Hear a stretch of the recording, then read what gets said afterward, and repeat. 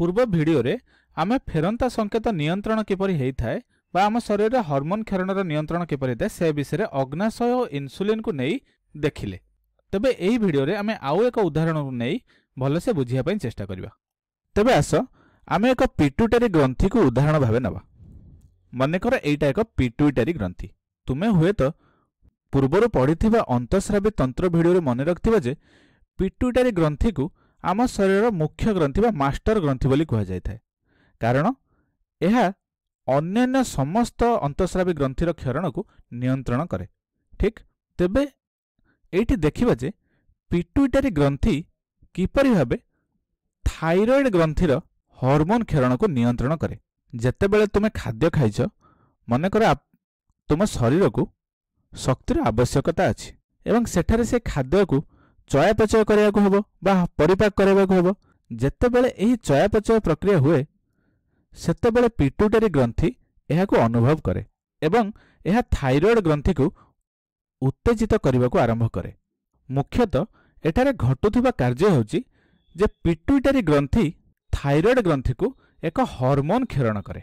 ठीक अछि, एवं एही हार्मोन को आमे थायराइड स्टिमुलेटिंग हार्मोन बा टीएसएच हार्मोन बोली कहिथांदी। एवं एही हार्मोन पिट्यूटरी ग्रंथि थायराइड ग्रंथि को पठाई थाए एवं एही नारु मध्य तुमे जानि परथुबो जे हार्मोन कोन करे।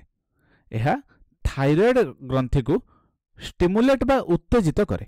संभाव्यतः एहा थायराइड ग्रंथि को कोन कहे ना, हे थायराइड थायरॉक्सिन उत्पादन करिबा आरंभ कर दियो।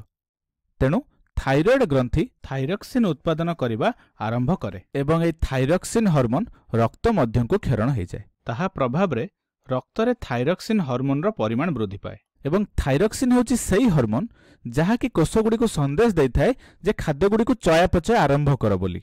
तेणु एही हार्मोन खाद्यर चयापचय को वृद्धि करे। एहा ही होची थायरॉक्सिन हार्मोन रो काम। तबे थायरॉक्सिन रो परिणाम रे तुमरो खाद्य चयापचय हेबाकू लागे एवं तुमे अधिक शक्ति पाओ। किंतु एक समय आसे जेतेबेले आमे अधिक खाद्यर चयापचय हेबाकू चाहंती नाही, कारण तुमे केबे चाहिबनी जे तुम शरीर रे अधिक मात्रा रे एकाडी शक्ति हो जाऊ। तेणु रक्त रे थायरॉक्सिन रो परिमाण नियंत्रण करिबा निहाती आवश्यक। तेबे से नियंत्रण किपरि हुए? एहा मध्य ए फेरंता संकेत द्वारा नियंत्रण होइथाय। जेतेबेले रक्त रे थायरॉक्सिन रो स्तर एक निर्दिष्ट सीमा अतिक्रम करिवे सेतेबेले सेही संदेश गुडिक पिट्यूटरी ग्रंथि दिगरे गति करे एवं संदेश पिट्यूटरी ग्रंथि को जाए, कारण पुनश्च आमे आलोचना करथिले कना रक्त समस्त अंग को जाए। तेबे संकेत गुडिक पिट्यूटरी ग्रंथि को मध्य जीव एवं पिट्यूटरी ग्रंथि संकेत को चिन्हट करिनब। तबे जेतेबेले पिट्यूटरी ग्रंथि संकेतटी को पाइला से बुझी जाए जे रक्त रे एबे पर्याप्त थायरॉक्सिन अछि, मु एबे थायरॉक्सिन रो परिमाण को कमेई पारे एवं सेही परि पिट्यूटरी थायराइड ग्रंथिर हार्मोन पठाइबा को बंद कर दिए एवं एहार परिणाम रे थायराइड ग्रंथि थायरॉक्सिन हार्मोन रो क्षरण को बंद कर दिए एवं परिणाम स्वरूप रक्त रे थायरॉक्सिन रो परिमाण वृद्धि बा बंद हो जाए एवं आमे रक्त रे थायरॉक्सिन रो परिमाण को नियंत्रण करि पारंती। तेणु एही परि आमे अन्य एक उदाहरण मध्ये देखिले जे फेरंता संकेत द्वारा किपरि हार्मोन क्षरणर नियंत्रण होइथाय। तेबे ए विषय को समाप्त करिया पूर्वरु आमे जेतिकी थायराइड ग्रंथि विषय आलोचना कले मु आउ टिके आलोचना करूछि, जहा हेउछि आयोडीन रो अभाव। एवं ए आयोडीन रो अभाव तुम परीक्षा दृष्टिकोण गुरुत्वपूर्ण हेबारे भलसे देख। सर्वप्रथमे तुमे चिंता करथुबो जे ए आयोडीन कोठु आसिला, हठात ए आयोडीन काहेकि गुरुत्वपूर्ण हे गला। तेबे मु पूर्वरु मध्ये ए विषय किछि आलोचना करि नथिली। तेबे मने रख, ए जो थायराइड ग्रंथि थायरॉक्सिन तयारी करिबाकू आयोडीन रो आवश्यकता थाए। तेणु जेतेबेले पिट्यूटरी ग्रंथि द्वारा थायराइड ग्रंथिटी उत्तेजित हुए, थायराइड ग्रंथि कौन करे? यह आयोडीन को अवशोषण करे। एठी मु लिखिछि देख। एवं तापरे ए थायराइड ग्रंथि आयोडीन रो उपयोग करी थायरॉक्सिन हार्मोन प्रस्तुत करे एवं एहा को क्षरण करे।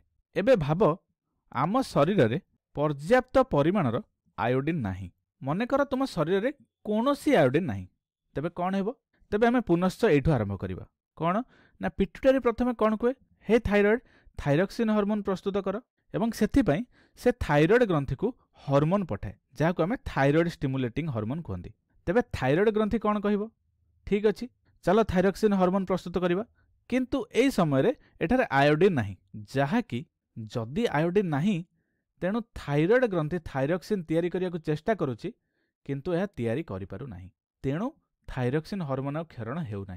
परिणाम स्वरूप रक्तरे थाइरोक्सिन स्तर वृद्धि पाउना कारण थाइरोक्सिन प्रस्तुत ही हेउना आयोडीन अभाव एवं पुनश्च यही संदेश एकमुहा हो पिट्यूटरी ग्रंथि निकट को जाए एवं पिट्यूटरी कौन कहे अरे ये तो आश्चर्यजनक कथा मु थायराइड स्टिमुलेटिंग हार्मोन देला परे भी रक्तरे थाइरोक्सिन परिमाण वृद्धि है ना तेरे पुनश्च सी कौन करे थायराइड ग्रंथि को एक हार्मोन पठाए TSH हार्मोन एवं पुनश्च सी थायराइड ग्रंथि को कौन कहे हे थायराइड थाइरोक्सिन तैयारी कर किंतु थायराइड एबे ताको प्रत्युत्तर दिए कौन कहे ठीक अच्छे मु तो थाइरोक्सिन प्रस्तुत करी किंतु मते आयोडीन आवश्यक किंतु आयोडीन आम शरीर ना तेणु मु थाइरोक्सिन प्रस्तुत करि ना जहाँफल रक्तरे थाइरोक्सिन स्तर वृद्धि पाइब ना यही प्रक्रिया लगातार चली थाए तेबे पिट्यूटरी कौन करे यह पुनश्च TSH हार्मोन को थायराइड निकट को पठाए एवं थायराइड ग्रंथि पुनश्च उत्तेजित हो चलता है तेबे तुम जापर कि यह फल कौन हेबो जेतेबेले थायराइड ग्रंथि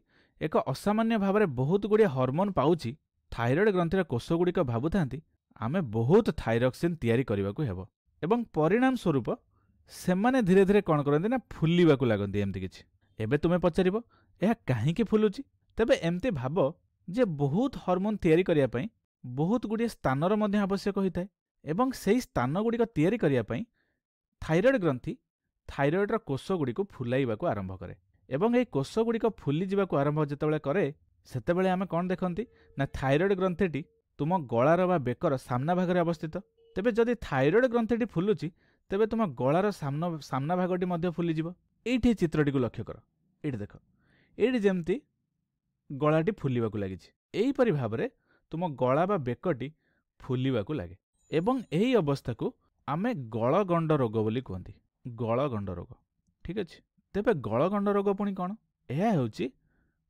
बेकर फुलिबा को आमे गलगंड बोली कहि थांती तेबे यह कहीं होता है थायराइड ग्रंथिर फुलिबा द्वारा तेबे थायराइड ग्रंथि कहीं फुले ना पिट्यूटरी ग्रंथिर लगातार उत्तेजना द्वारा तेबे पिट्यूटरी ग्रंथि कहीं लगातार उत्तेजित करे कारण थायराइड ग्रंथिटी थाइरोक्सिन प्रस्तुत करि पारु नाही तेबे थायराइड ग्रंथि कहीं थाइरोक्सिन प्रस्तुत करि पारु नाही कारण एटी आयोडीन रो अभाव अछि तेणु आमे कहि परिबा जे आयोडीन रो अभाव रे गलगंड हेबार एक प्रमुख कारण अटे तेबे विषयटी होउची आम शरीर आपण छाए आयोडीन संश्लेषण करि पारे नाही तेणु आम जीवन रे आयोडीन उपयुक्त मात्रा रहिबा अत्यंत जरूरी सेही कारणरू आमे जो लुण खाई थाउ सेथिरे तुमे आयोडीन रो लुण व्यवहार करि थाउ एवं तुमे टीवी रे बहुत गुडी एडवर्टाइजमेंट देखुथबो जे सेमाने आयोडीन लुण विषय चर्चा करती तेबे काहेकि सेमाने एमती करती कारण लुण आम खाद्य शास्त्रर एक गुरुत्वपूर्ण अंश अटे तेणु यह निश्चित कर जे आमे जेकोसी भी खाद्य खाउचंती सेथिरे आमे लुण द्वारा